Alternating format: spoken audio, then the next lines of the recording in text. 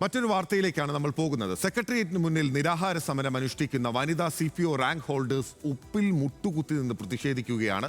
തിരുവനന്തപുരത്ത് നിന്ന് മീര മനോഹരനാണ് നമുക്കൊപ്പം ചേരുന്നത്.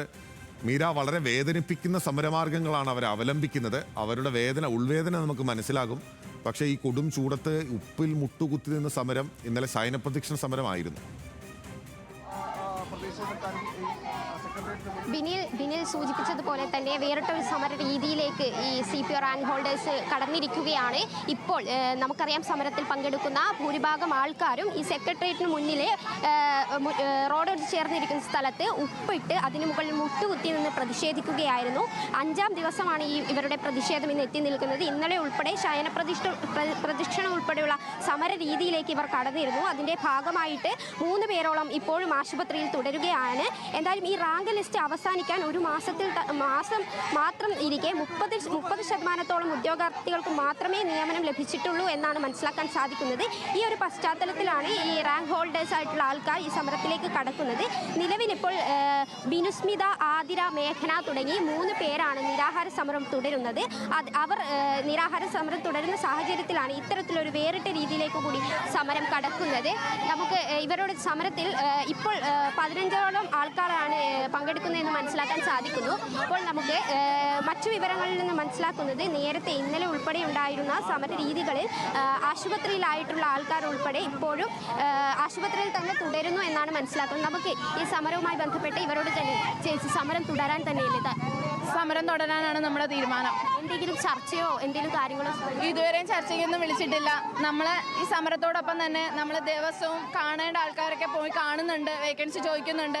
അവരിപ്പോഴും വേക്കൻസി ഇല്ലാന്ന് തന്നെയാണ് പറയുന്നത്. ചർച്ചയ്ക്കൊന്നും വിളിക്കുന്ന യാതൊരുവിധ പ്രതീക്ഷയുണ്ട്, പക്ഷേ യാതൊരുവിധ ഇതും ഇല്ല. ദിവസങ്ങളിൽ മറ്റു സമര രീതികളിലേക്ക് എന്താ? അതെ, വരും ദിവസങ്ങളിലും ഇതിനേക്കാൾ കൂടുതൽ ശക്തി നമ്മൾ സമരത്തോടെ മുന്നേറാനാണ് തീരുമാനം. എന്തായാലും ഈ സമരം 5ാം ദിവസത്തിൽ എത്തിയിട്ടും ഇതുവരെയും ഒരു ചർച്ചയ്ക്ക് പോലും ഇവരെ വിളിച്ചിട്ടില്ല എന്നുള്ള കാര്യം കൂടി ഇപ്പോൾ നമ്മളോട് സംസാരിക്കുന്നുണ്ട്. നിലവിൽ സപ്ലിമെൻ്ററി ലിസ്റ്റിൽ 967 ഉദ്യോഗാർത്ഥികളിൽ 259 പേർക്ക് മാത്രമാണ് ഇതുവരെ നിയമന ശുപാർശകൾ ലഭിച്ചിട്ടുള്ളത്. ഈ ഉയർന്ന കട്ട് ഓഫും ശാരീരിക ക്ഷമത പരീക്ഷ അടക്കം ലിസ്റ്റിൽ പൂർത്തിയാക്കിയിട്ടുള്ള ഇവർ ഇതുവരെ ആയിട്ടും ഈ നിയമനം ലഭിക്കാത്തതിലാണ് ഈ ഒരു പ്രതിഷേധവുമായി രംഗത്തെത്തിയത്. 2022-ലായിരുന്നു ഇവരുടെ എക്സാമിൻ്റെ നോട്ടിഫിക്കേഷൻ വരുന്നത്. പിന്നീട് 2023-ൽ എക്സാം നടക്കുന്നു. ഇതുവരെ ആയിട്ടും 967 ഉദ്യോഗാർത്ഥികളിൽ 268 പേർക്ക് മാത്രമാണ് 213 പേർക്ക് മാത്രമാണ് മെയിൻ ലിസ്റ്റിലുള്ള 213 പേർക്ക് മാത്രമാണ് നിയമനം ലഭിച്ചിട്ടുള്ളത് എന്നാണ് മനസ്സിലാക്കാൻ സാധിക്കുന്നത്. എന്തായാലും വരും ദിവസങ്ങളിൽ ഉൾപ്പെടെ മറ്റു സമര രീതികളിലേക്ക് കൂടി കടക്കാൻ തന്നെയാണ് ഇവരുടെ തീരുമാനം. ബിനിൽ, ഓക്കെ, വ്യക്തമാണ്. മീര മനോഹരനാണ് വിവരങ്ങൾ നൽകിയത്. വളരെ കഷ്ടമാണ് അവരുടെ കാര്യം. ഈ പറഞ്ഞതുപോലെ തന്നെ വളരെ പ്രതീക്ഷയോടെ കാത്തിരുന്ന അഡ്വൈസ് മെമ്മോ ലഭിച്ചിട്ടില്ല.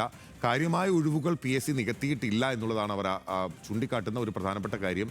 900 പേരുള്ള ഒരു ലിസ്റ്റാണ്. ഒരു മെയിൻ ലിസ്റ്റും ഒരു സപ്ലിമെൻ്ററി ലിസ്റ്റും, 600 പേർ ഉൾപ്പെടുന്ന മെയിൻ ലിസ്റ്റും 300 പേർ ഉൾപ്പെടുന്ന സപ്ലിമെൻ്ററി ലിസ്റ്റിൽ നിന്നും കാര്യമായ നിയമനങ്ങൾ ഉണ്ടായിട്ടില്ല. 250 പേർക്ക് മാത്രമേ ഉള്ളൂ.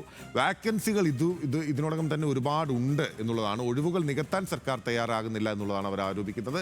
അതേ തുടർന്ന് വേറിട്ട സമര രീതികളാണ് അവർ നടത്തിക്കൊണ്ടിരിക്കുന്നത്. മീര മനോഹരനാണ് വിവരങ്ങൾ നൽകിയത് തിരുവനന്തപുരത്ത് നിന്ന്.